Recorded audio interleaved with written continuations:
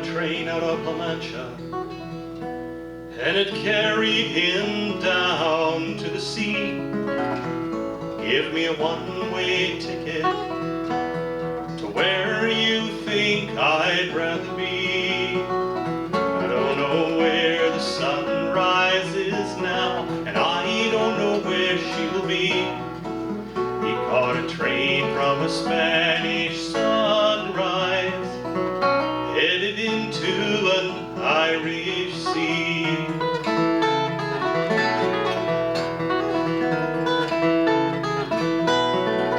And out upon a tossing ocean, he was sick with the movement of the waves. In the desk he found a faded journal, and he settled down to reading every page.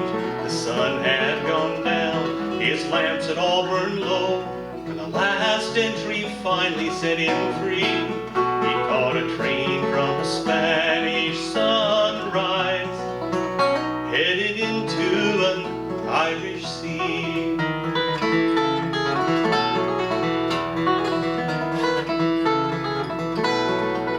There came the sound of summer running as he stood beside the railing in the dawn, and a half-remembered memory inside him awakened from a slumber decades long. Casting aside the mirrored face he wore, against his tale a gentle mutiny, he caught a train from a Spanish sunrise, headed into an Irish sea.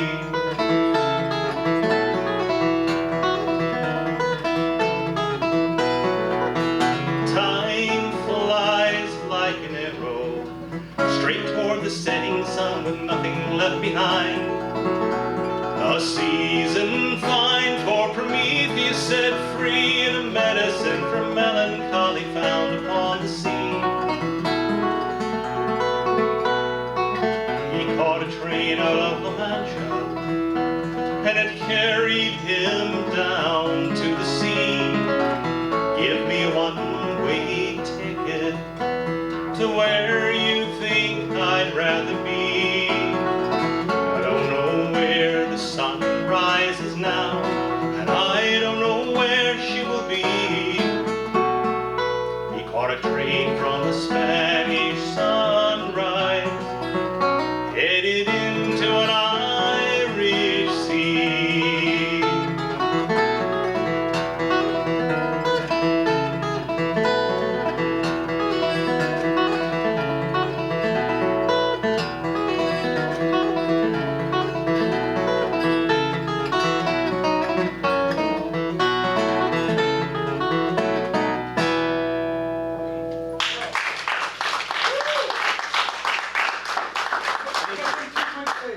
Huh? I can say two quick things. One is, I called you Kirk. Yes, I know, a lot of people do. Well, that was, I just, it's one of those things that did it. The other thing is, in case people are wondering, I figure out why I can't live stream this is because on Friday nights, I have my virtual open mic and someone's covering for me, so my virtual open mic. That channel is taking the space. Yeah, so I'm just gonna record this and I'll post it. Well, we've got all sorts of like digital shenanigans. We got this gentleman over here filming, and we've got some, I don't know what's going on over here in the corner with all the little Zoom boxes. Yeah. Something's going on, so whatever happens, it will be recorded and documented. Yeah. Well, thank you folks for coming out tonight. Those of you who work here and those of you who don't, you now know something that nobody else here in North Reading does. Art mentioned Rupert Waits, who's a good friend of mine and a good friend of yours here. And on the last CD, I recorded a tune of Rupert's about a young man out in Los Angeles who, during the Great Depression, lost his job. And somehow, Rupert and I, not exactly sure how, he found work as a sharecropper out in Arkansas. So he and his young wife get up and they get their 3 kids and off they go to Arkansas. And that didn't work out either, because one morning this mama gets her kids up and she gets them dressed and she says, "Let's go." And she walked them back from Arkansas to California, leaving behind what I'm only going to assume was a fairly useless husband because he doesn't come into the story again.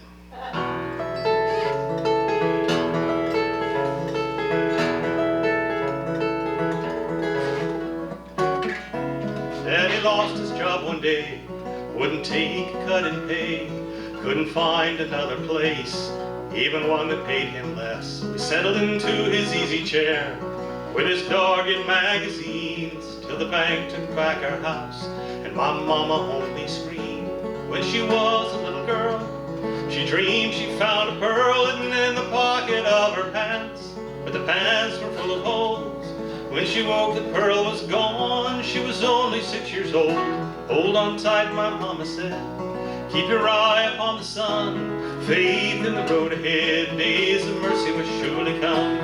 When the world is blown apart in the eye of a hurricane, let strength and courage fill your heart. Days of mercy will come again.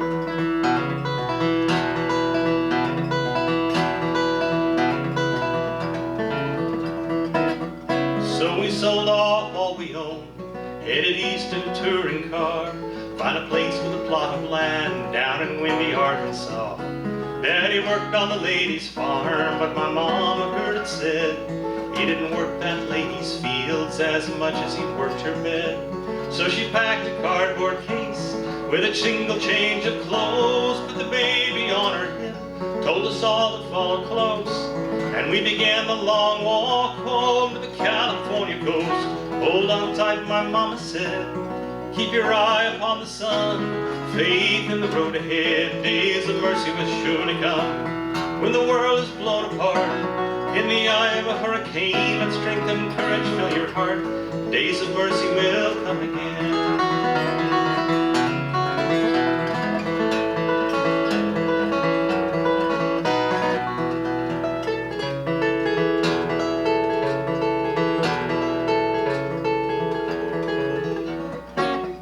When I fainted from the heat in the Oklahoma sun, Mama led me to a stream, dipped a cloth and bathed my head, walked all through New Mexico, and in the migrant worker camps, I learned all there was to know about the kindness of the poor. Though the children dressed in rags gave us everything they had, bags of sweets and ready smile, fresh tortilla by the fire, in the huts of rusted iron, till the baby started crying. Hold on tight, my mama said, keep your eye upon the sun. Faith in the road ahead, days of mercy will surely come. When the world is blown apart in the eye of a hurricane, let strength and courage fill your heart. Days of mercy will come again.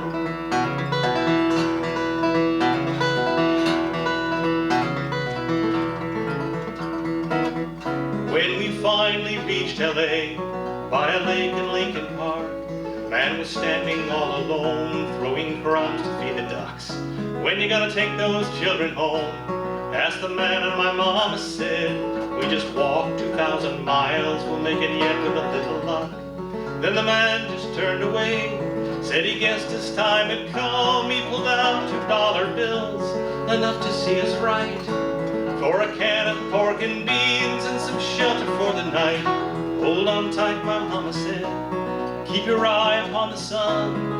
Faith in the road ahead, days of mercy will surely come. When the world is blown apart in the eye of a hurricane, let strength and courage fill your heart. Days of mercy will come again. Hold on tight, my mama said, keep your eye upon the sun. Faith in the road ahead, days of mercy will surely come. When the world is blown apart in the eye of a hurricane, let strength and courage fill your heart. Days of mercy will come again.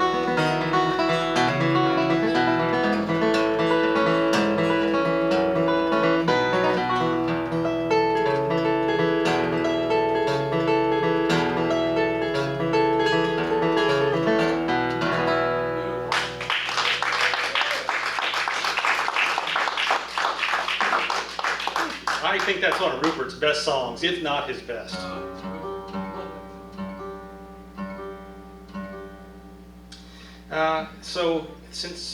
Let's see. For the first time since 2010, I will be returning to the scene of the crime in New Jersey on this tour.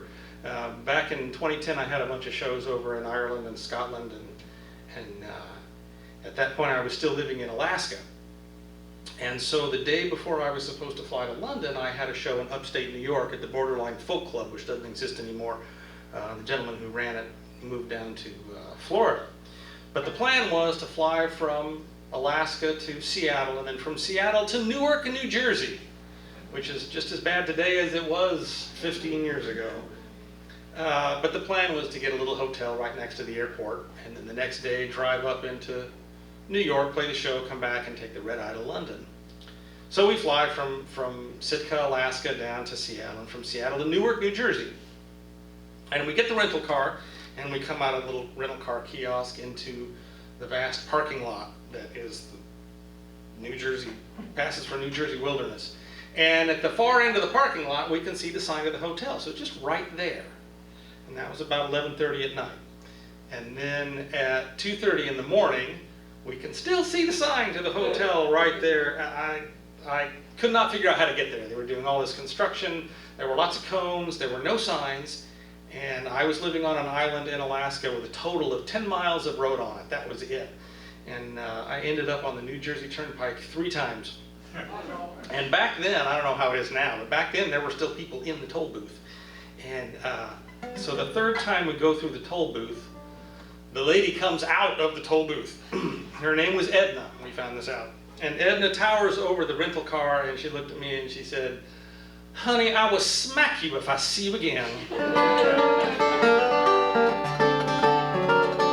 Oh, the night was warm and the sky was clear as we sank down through the air. We were lost and wandering through streets that did not care.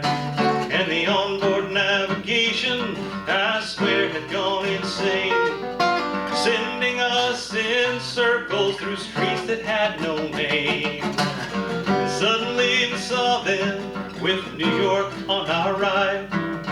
Light lay all about them, it was pushing back the lonely night. And we came into that presence and tried to find our way, turned off the navigator to hear what they would say. And they were the toll booth ladies, those goddesses of the night. The toll booth ladies, when they're going wrong, they'll set you right. And it was in asphalt jungle, Lord, lost as I could be. A toll booth ladies rescued me. Well, now the 2nd time we saw them, they laughed and they said, "No, not quite. It's nice to see you here again, but you miss some lefts, you miss some rights now. Listen to my preaching, boy, and do not deviate, and you will reach your destination before it gets too late." And they were the toll booth ladies, goddesses of the night. The toll booth ladies, when you're going wrong, they'll set you right. And it was in the asphalt jungle, Lord, lost as I could be. A toll booth ladies rescued me. Well, now the 3rd time we saw them, they made us turn around. And Edna said, "I will smack you if you stay lost and don't get found, 'cause you're headed for Manhattan." And she lifted up her hand and showed to me the road that headed into the promised land. I said, "I can't get there from here. I can't get there from here. I can't get there from here." Well, I looked out, I saw that light from the window by my bed. It wasn't very far away, I should have walked instead.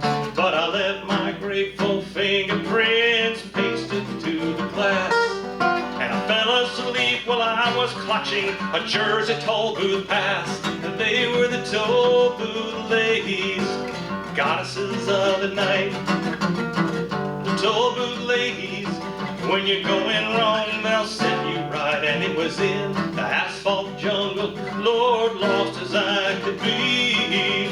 The toll booth ladies, you need.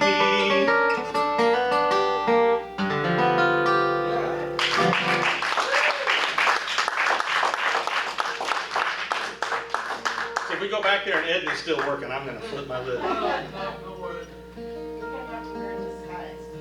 No worries. I don't think she'd recognize me after 15 years of however many people go through her toll booth. We're just gonna do one set tonight, in case you were all wondering, and it won't be a huge, massive, long set because I'm 59 years old and my bladder will not last for a huge, long set.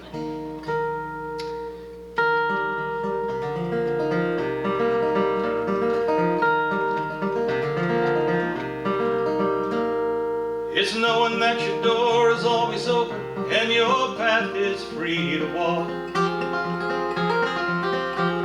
Makes me tend to leave my sleeping bag rolled up and stashed behind your couch.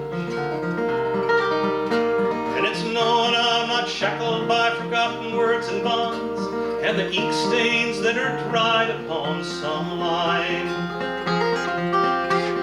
It keeps you on the back roads by the rivers of my memory and keeps you ever gentle on my mind. It's not clinging to the rocks and ivy planted on their columns now that bind me, or something that somebody said because they thought we'd fit together walking. It's just knowing that the world will not be cursing or forgiving as I walk along some railroad track and find that you're waiting on the back roads by the rivers of my memory, ever smiling, ever gentle on my mind.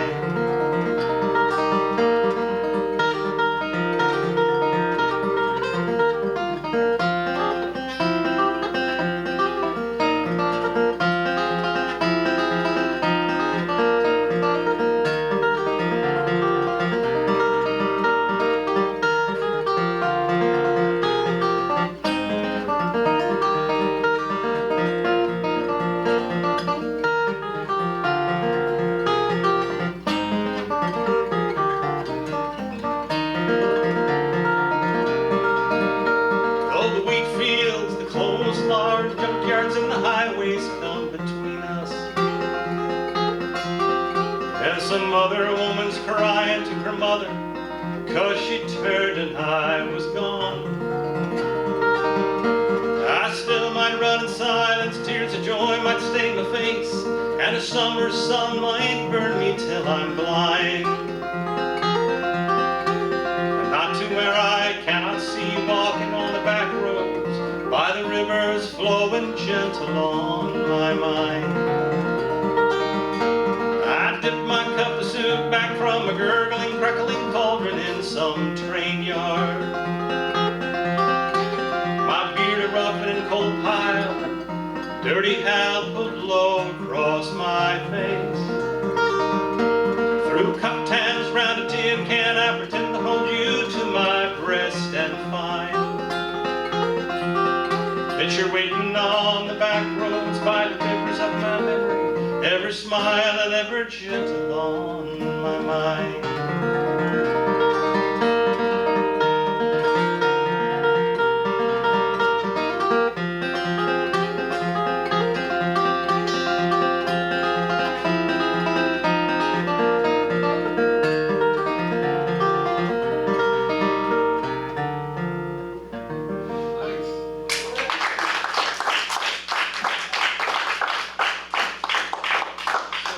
Is a tune by Mr. John Hartford. A lot of people think Glenn Campbell wrote it, but he didn't. He just made it famous. And Glenn Campbell was an old Mississippi riverboat captain.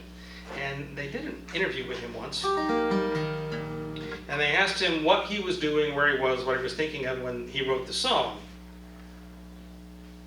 And they figured he would say something like, oh, I was on the Mississippi River under a weeping willow dreaming of the one that got away. And he said, no, actually, I was sick with the flu watching The Price is Right in a trailer court somewhere. I don't remember.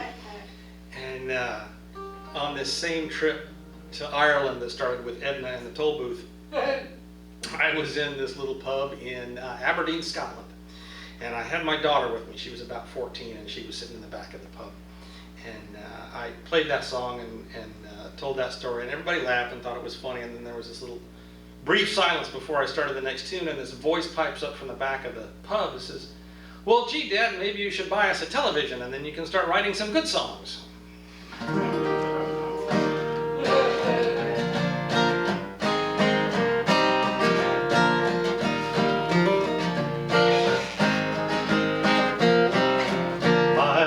Was a sailor, slept in the belly of cold steel ships. My lover was a sailor, no harbor could she find.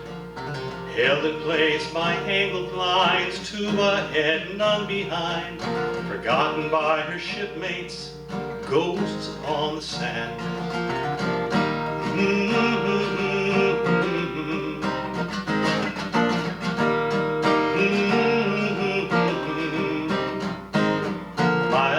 Was a sailor, slept in the belly of nightmare dreams. My lover was a sailor, no harbor could she find. Ahab's gaze and wooden leg, St. Elmo's fire in her head. She takes the night watch upon the razor's edge.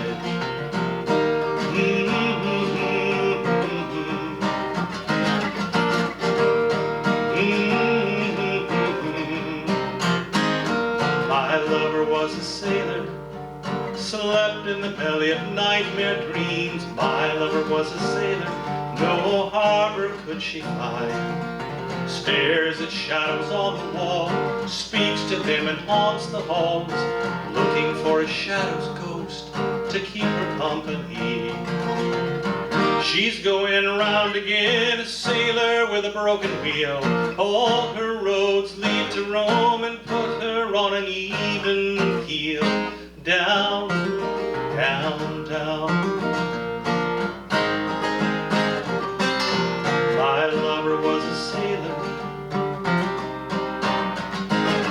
My lover cries alone at night. My lover sings beneath the waves. My lover lives by shadow, candle twilight.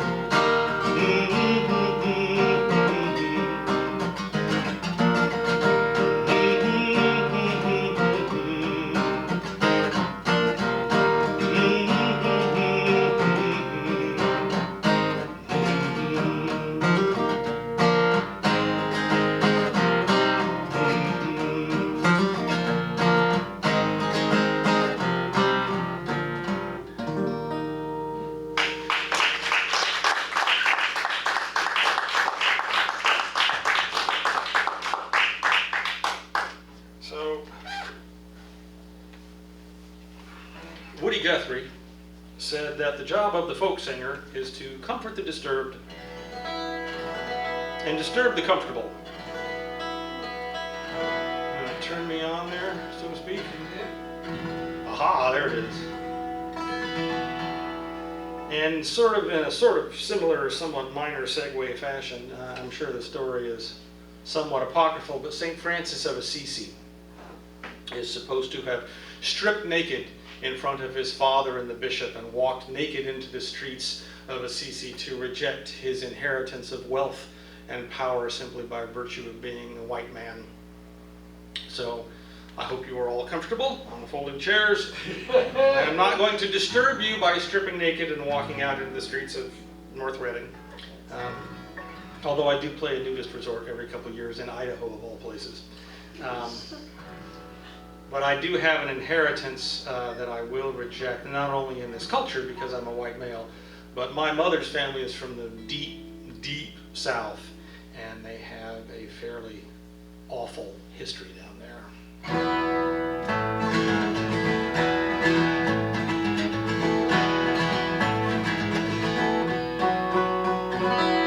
Oh my fathers, the seeds that you've sown made your war across the sea, and then you brought it home. All the children suffered for the gold that you have sought. It's not against your freedom, but your greed that I have fought.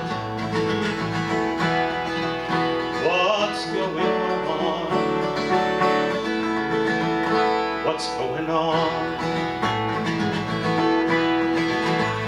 Oh my fathers, I will now condemn your hatred of my mother, of my sisters and my friends, your imaginary demons, woman, black or queer, your manufactured outrage against your shadow fear.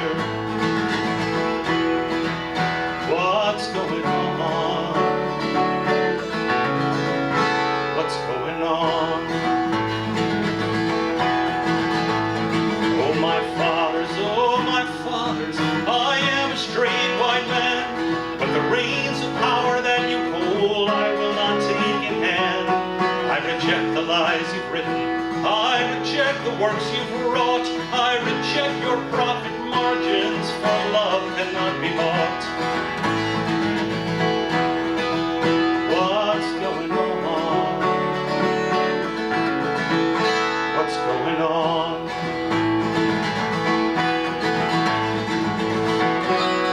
Oh, my mothers, wear your dangerous coats. Oh, my sisters, wear your dangerous coats. Oh, my lovers, wear your dangerous coats. With pockets full of love. Oh, my fathers, I declare your time is done.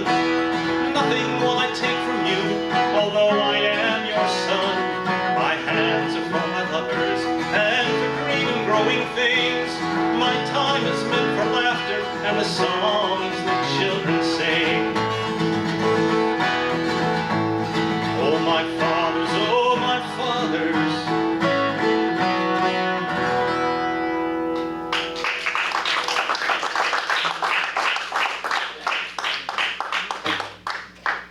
I play that song in Texas and everybody goes, "We don't like your kind here, boy."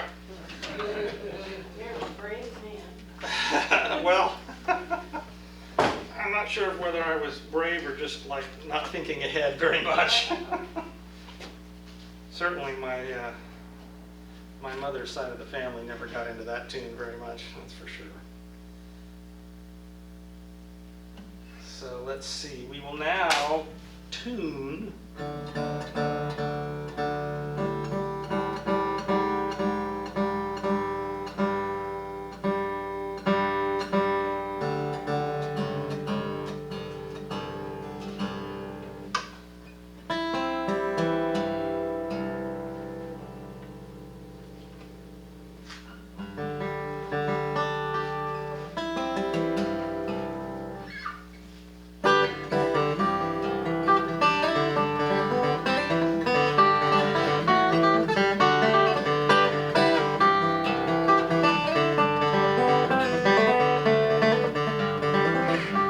a stormy Sunday morning. The rain was pouring down, so I took refuge in the library uptown. And there I sulked and fretted like an angry child, until one of the librarians sat next to me and smiled. He was tall, he was handsome, his smile was like the sun. He said, "I think you need some help, you're looking rather glum." I hesitated briefly and then opened up my soul, and I told him why I wandered through the wet and cold. I said, "Oh, I am looking for heroes, like to drive the dark away, Superman to save the day, but all the skies are emptiness and gray. It's ordinary every day, 9 to 5 with bills to pay. Captain Marvel's far away, tell me, where have all the heroes gone?"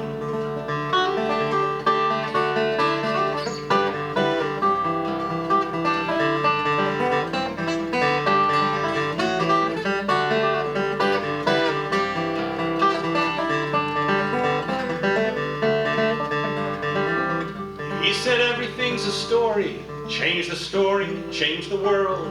Here you'll find the answer to the question you have hurled. There is no more fertile soil for the heroes that we need than and all the stories gathered here for everyone to read. For this is where the hero's journey starts. Every line on every page will guide a growing heart. Now flying through the sky, that sounds like fun. But heroes are in everyone, not the few, not the one. Love, justice, daily done, here's the secret your quest has won. Heroes are not born, they're honestly made by the sweat of their brow, by the tools of their trade. Sometimes with iron and sometimes with steel, but always with love and the courage to feel the labors of Hercules close to their breast, day in, day out with no time to rest. They look just like you, and they look just like me, with their capes tucked up neatly for no one to see.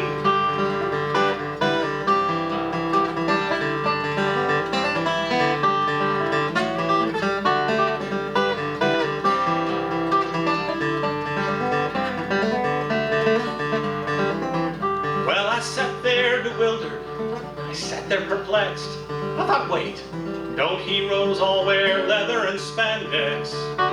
If what he was saying was true and was right, there were heroes all around me, hidden in plain sight. And then there came a voice by our knees. A very young child said, Mr. Kent, help me, please. My mother said, you tell me where to look to find this very special book. It's all about the dinosaurs with lots of colored pictures, mostly from the late Cretaceous, but before the Cenomanian-Turonian boundary event, because that's the best part of the Mesozoic, when Tyrannosaurus Rex and Quetzalcoatlus were around, and they are like so totally cool. Mr. Kent, help me please. That I can do, said the man as he rose, and he pointed the child towards the books that he chose. He winked as he passed me, and I saw on his chest, under his shirt, the red shape of an S. Oh, heroes are not born there, honestly made by the sweat of their brow, by the tools of their trade. Sometime with iron and sometime with steel, but always with love and the courage to feel.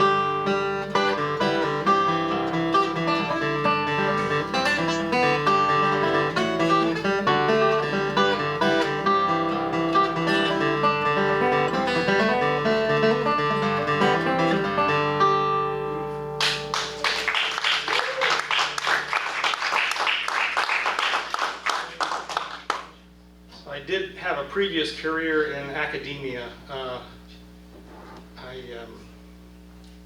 have a PhD in quantitative modeling, and I used to do what's called stock assessment modeling up in Alaska, where we write statistical probability models for fish populations, and we predict what's going to happen the next year, and based on that the fisheries managers decide how total permissible catch.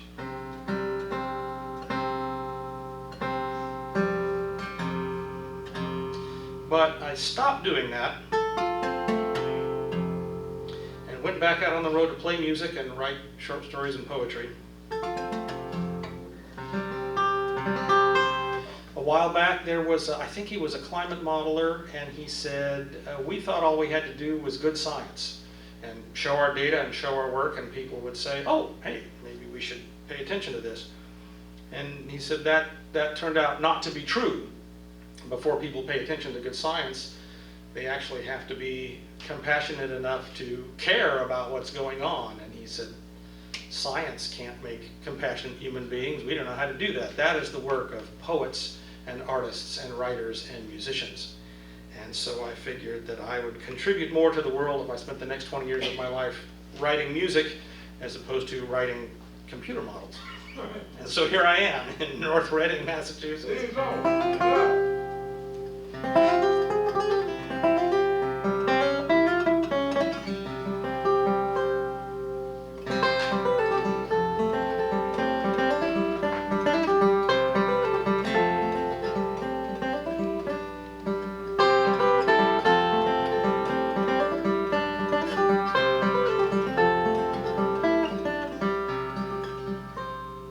God was dead one morning. It was 9 a.m. Struck down by a radar dish that stretched to heaven's end. And when the prophet heard the news, she laughed until she cried. And then she shouted, God is dead, long live the divine. Then in the rain, along the strip, her holiness, she let it slip all night long. Stand on the walls of Jerusalem, cry out to a desert land, that we need not guns in the darkness, we need water from the sand. Oh, oh, oh, oh, oh, oh, Jerusalem.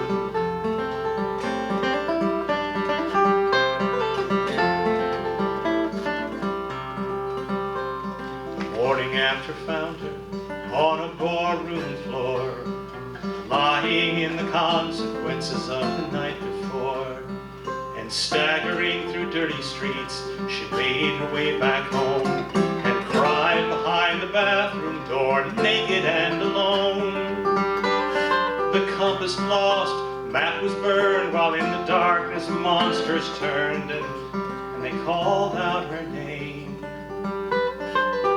Stand on the walls of Jerusalem, cry out to a desert land,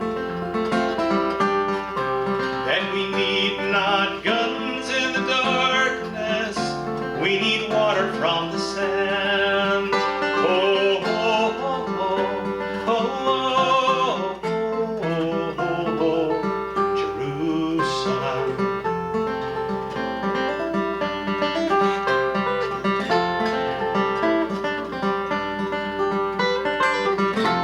It's a miracle, rare device, begotten for a beggar's price.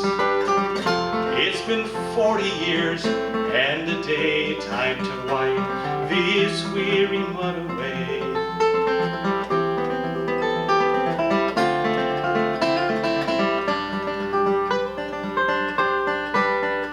The drum to war was sounding. It was 9 a.m. There were walls to keep the strangers out, but locked their children in. And the prophet, who was godless, stood upon the shifting sands and bravely shouted love to all the monsters on the land.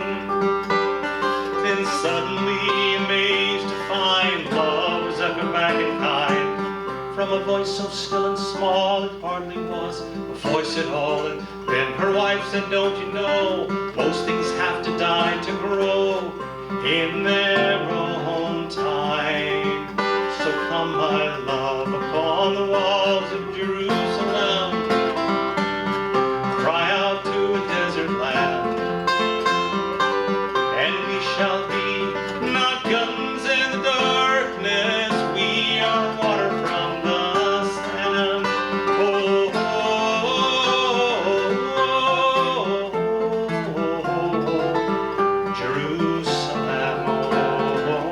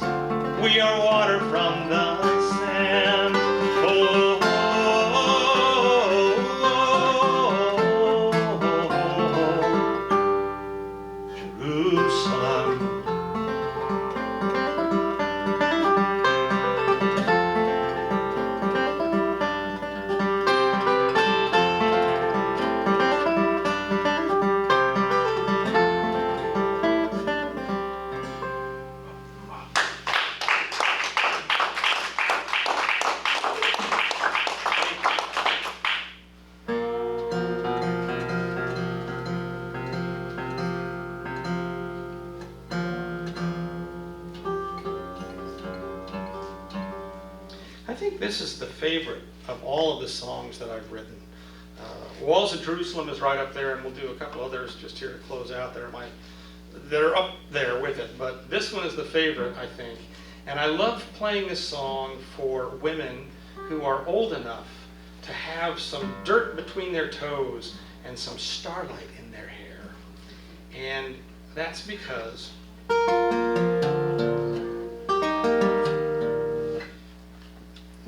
our society is very youth obsessed. And as soon as we hit 35, it's like, oh no, I can't no more. And we miss half of being alive. I think we miss the best half. So I love watching you folks walk down the street. And I know in your memories you have a week or a month, a summer, maybe an entire year with someone that you have never forgotten. And it was golden days and silver nights on the hills of Beltane. This is Lost Lovers Waltz.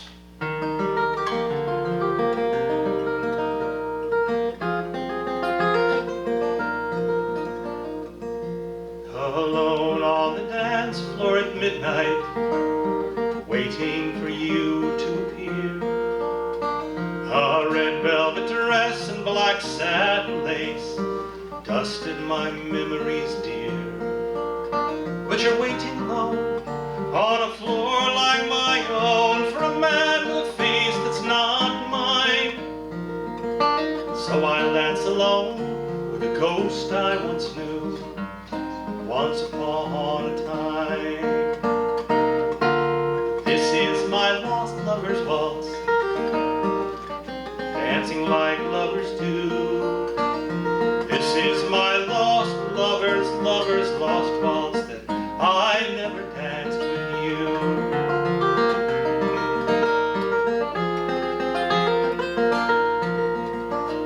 Down by the water where the minstrels all play, painters they wait for the light. The dancers they sit with their feet in their hands and quietly rest from the night. And the playwrights they sit with their quills in their hands and they drink their black coffee like wine. But no words they write can turn back the pages when you were the measure of time. Lover's waltz, dancing like lovers do. This is my lost lover's lost waltz that I never danced with you.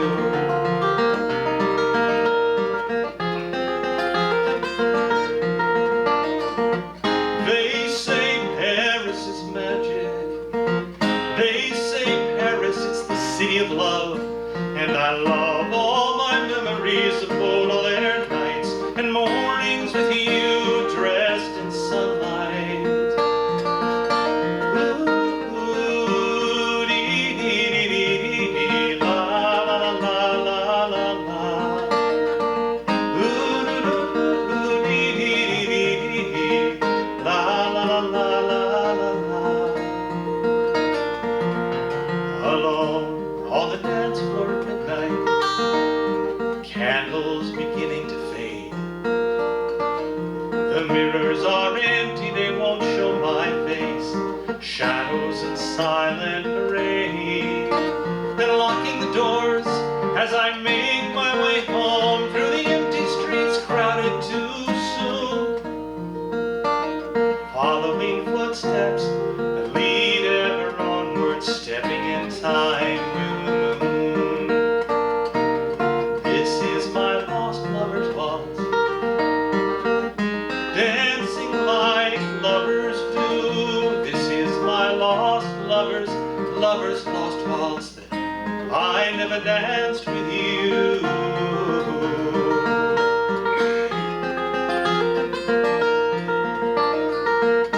Ooh, dee dee dee dee.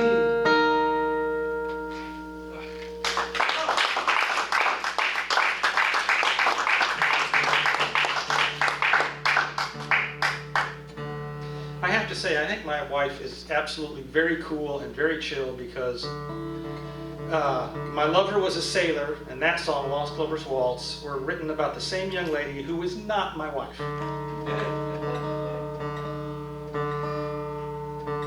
But she still likes both of them. So for her, out in the Irish Sea, between Ireland on one side and Scotland and Wales on the other, is a little tiny island. It's about 32 miles long and about 14 miles wide, and it's called the Isle of Man.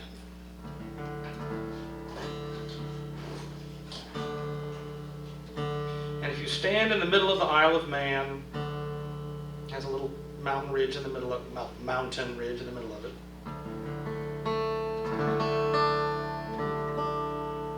And you look to the east at sunrise, you can see Wales and Scotland all lit up.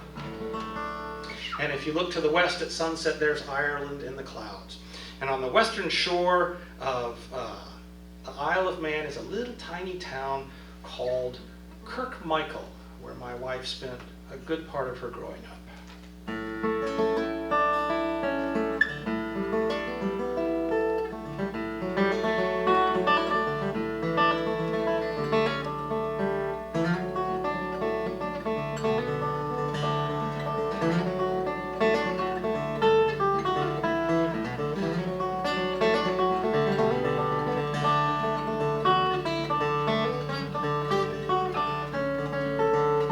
There's a house about Kirkmichael, out upon the Irish Sea, where it's written on the doorway where the window used to be, that all who come inside will be tucked in for a lovely evening tea. There's a house about Kirkmichael, and it's tilted on its side, drunk upon the tempest, surrounded by the tide. A solid of Byzantium where candled windows and the dark collide.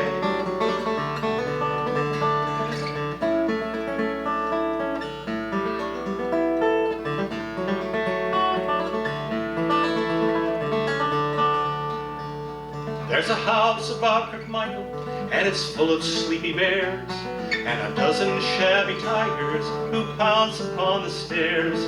And out along the widow's walk, Joe Strummer singing with the mescaleers. And while about Kirkmichael is a child who loves the dogs, and one who planted flowers from the garden catalogs, and one who builds a dragon sitting softly in the heavy autumn fogs.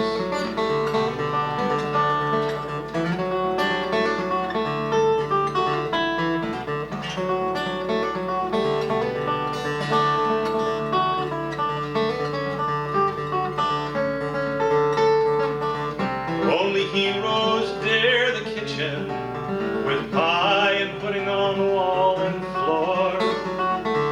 It's my favorite mystery. It's the pages of our history. There's a house about Kirkmichael, and in it I will die. I'll leave it for the children, with the windows open wide. Those poets, their patchwork quilted coats to set them free. These fragments I have shored against my ruin, and love shall not be lost in this summer flowered house beside the sea.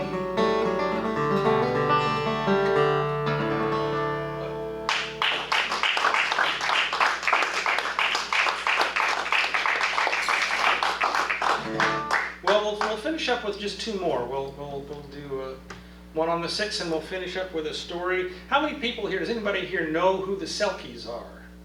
Anybody know who the Selkies are? Oh, okay, well, then we'll tell a story about the Selkies. If I tell it wrong, you won't know, so it'll be fine. Now, the madness of Don Quixote was not that he wore cardboard armor or thought that windmills were giants. Those were really good clues. Any psychologist could say, yeah, you're a little bit off. But they weren't the core of his madness. The core of Don Quixote's madness was that he expected that the world would recognize his naked idealism.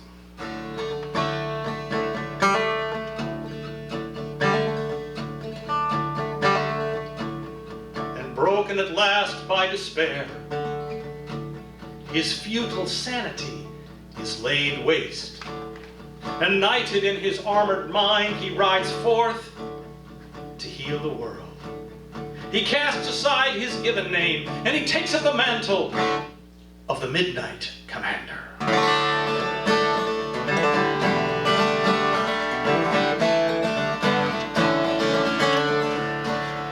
He patrolled the New York subway, the Q train Broadway line, from 96th on down to Coney Isle. His superhero mask was red, it was a pair of underwear, with a rubber boots and keep a kitchen towel. And he knew the nightly riders, he called them all by name, and they made sure his nightly fare was paid. While his history was hidden and his origins obscure, on a ragged subway seat, a New York hero he was made.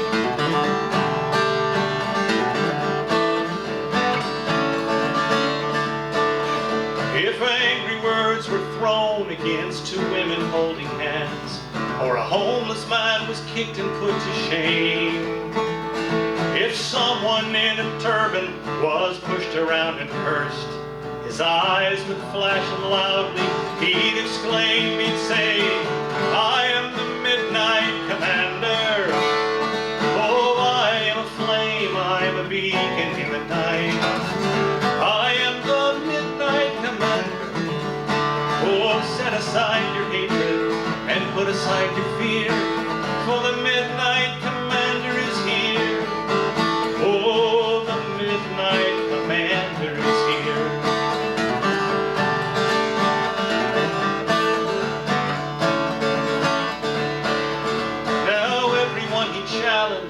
They felt his gentle power, and they'd falter in their hatred and their pain, standing quiet, wondering at the seasons of the heart, and an old man in pajamas on the train.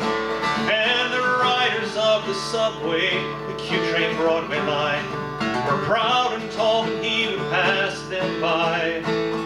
They'd smile at one another, they'd give a mighty cheer whenever they would hear his ringing cry, when he said, I am the Midnight Commander.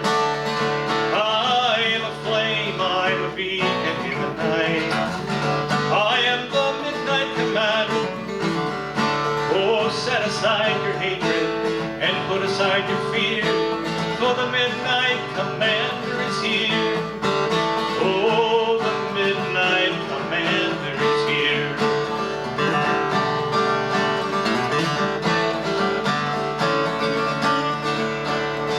But all good deeds are punished, and someone finally made the call to New York's Metro Clinic with a tale. And a bed check found one empty, they found the window open wide, they found footprints headed toward the subway rail. And so the lords of Bethlehem came, each one dressed in white, and they found him riding on his nightly fare. They called him by his given name, and they took away his soul and brought him back to his confused despair. But I am the Midnight Commander, he said as they gently led him off into the night. But I am the Midnight Commander, who will keep them from their hatred and rescue them from fear. If the Midnight Commander's not here, if the Midnight Commander's not here. Now the New York City subway, the Q train Broadway line, gallops through the night just like before. But at 96th and 2nd, all the riders take a stand, for New York's Don Quixote was no more.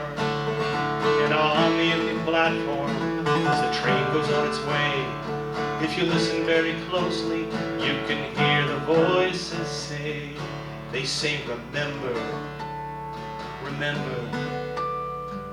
Don't give in to hatred or to fear.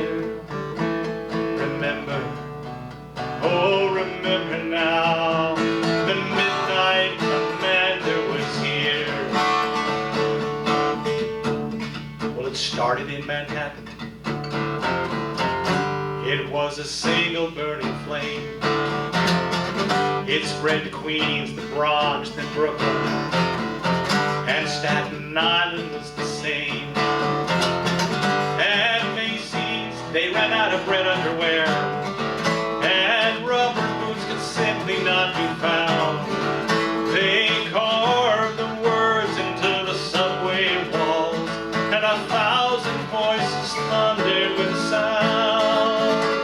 And the words said, I am the midnight commander. Hey, I am a flame, I am a beacon in the night. I am the midnight commander. Oh, set aside your hatred and put aside your fear, for the midnight commander is here. Oh, the midnight commander is here.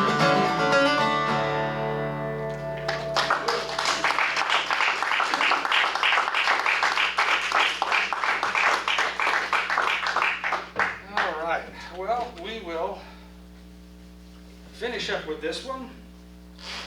This one I've actually written a screenplay to, and we're hoping to film it in Halifax, Nova Scotia. So if anybody has a spare $500,000 lying around and they would like to contribute to the filming fund, and toss it my way.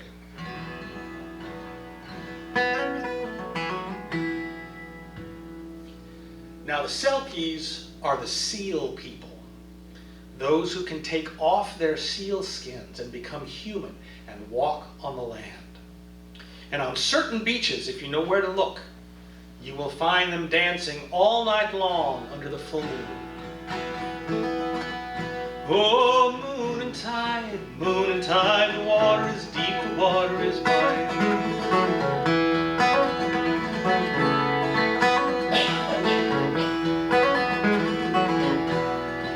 And the moon and the tide have brought us here to dance all night with the sky so near.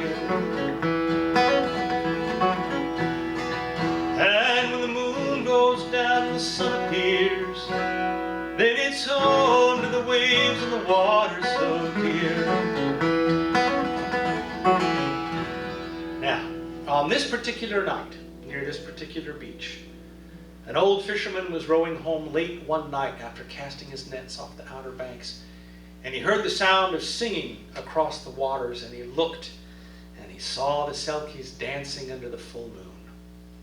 And one particular Selkie caught his eye and made his heart race, because like him, her face was a net of wrinkles, and her great mane of hair was the color of driftwood long, long on the beach.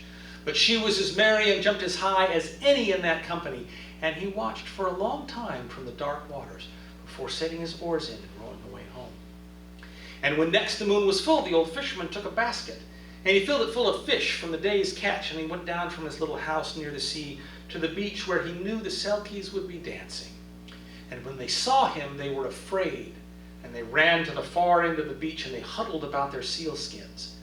Because in all the stories, a man who is in love with a Selkie will steal her skin and take away her power, so she can't go back into the water and she has to stay with him.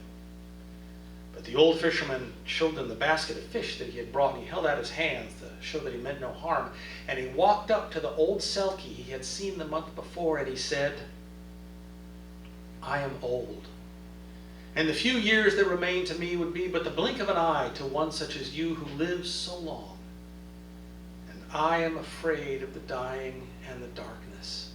And I would like to invite you to come as my guest and stay with me in my house and tell me all the marvels you must have seen. It's not just fish and seaweed down there, is it? There are other things. And then maybe when the day comes, it'll be naught but a change of wind. And the old Selkie glared at him, and she thrust her sealskin behind her, and he said, no, I would never try to take your sealskin from you. I know that's what all the stories say, but I'm too old for love, but I'm not too old for friends. And the old Selkie peered at him, and her eyes grew round until for a moment she really sort of did look like a seal. And then she reached out and she touched him gently on the side of the cheek, and she spoke but a single word. She said, "Wait." And then, giggling like a schoolgirl, she threw on her sealskin and dove home beneath the waves. Well, the old fisherman went home, and he went to sea, and he cast his nets, and he mended his sails, and he sold his fish at market. And that night with the Selkies faded like a dream that comes just before the sunrise. But when next the moon was full, the old fisherman filled his basket full of fish, went down from his little house to the beach where the Selkies were dancing. And the old Selkie came up to him, and she held out her hand and spoke but a single word. She said, "Dance." Oh, moon and tide, the water is deep, the water is wide. And the moon and the tide have brought us here to dance all night with the sky so clear. And when the moon goes down and the sun appears, then it's home to the waves and the water so dear. The old fisherman danced all night with the Selkies, and in the morning the old Selkie reached out and touched him gently on the side of the cheek before disappearing into the waves. When next the moon was full, the old fisherman fills his basket full of fish, goes down to the beach, danced all night with the Selkies, and in the morning the old Selkie came up to him, held out her hand and spoke but a single word. She said, "Beard." The old fisherman thought for a moment. He pulled out his knife that had cut nets and rope and fish, and he cut off his great beard square below the chin, and he gave it to her, and she took it with her into the sea. And when next the moon was full, the old fisherman filled his basket full of fish, went down to the beach, danced all night with the Selkies, and in the morning the old Selkie came up to him, and she held out her hand and spoke but a single word. She said, "Hair."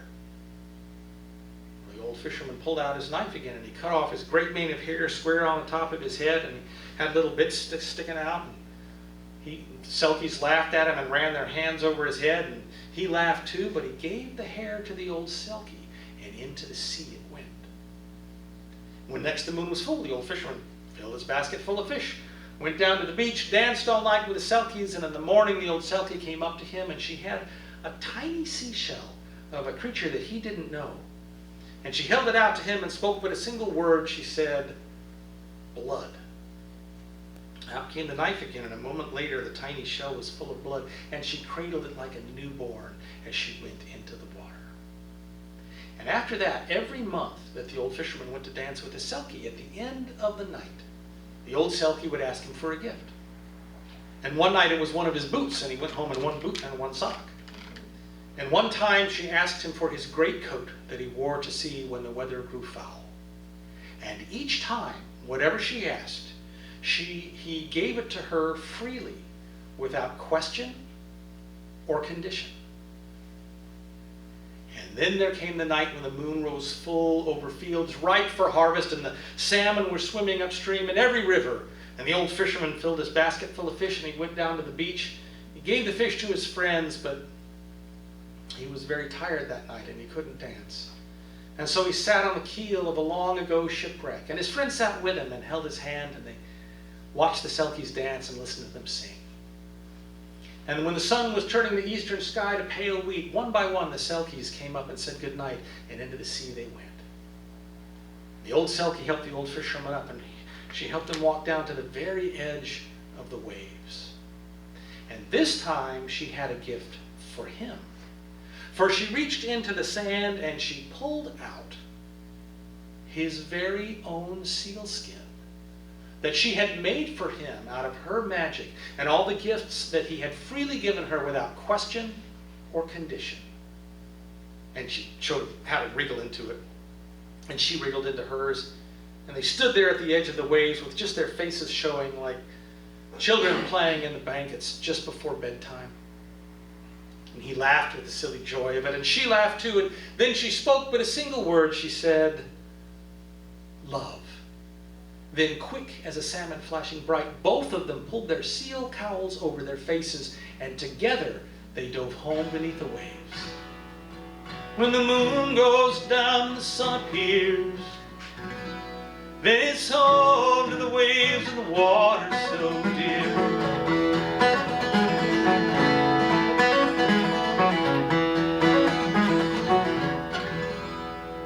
Thank you so much. Thank Good you. night.